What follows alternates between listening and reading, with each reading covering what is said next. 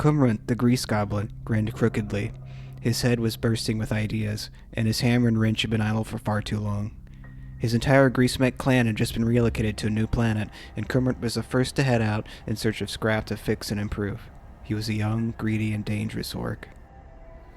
The planet they had been stationed on had formerly belonged to the Imperial Ecclesiarchy and its female soldiers, the Adepta Sororitas, but it had been thoroughly devastated by the Word-Bearers. The planet's name had once been Canticula, but Kumrunt called it Scrapcan.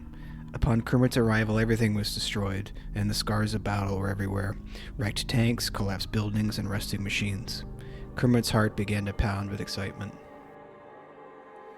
He was just peeking out of the pulpit of a shattered chapel when he saw something in the backyard that made him forget everything else. On the ground, half buried in the sand, was a Sororitas castigator that had been caught badly in a crossfire. The tank's turret was broken, and its armor was full of holes, but it was still a magnificent sight. To Kumrunt, it was the most beautiful thing he'd ever seen. "Oh, Gork," Kumrunt muttered. "This is perfect." He returned quickly to camp, demanded help, and began to excavate the castigator. The work was heavy and sweat poured down, but Kumrunt was thrilled. He had already seen the future.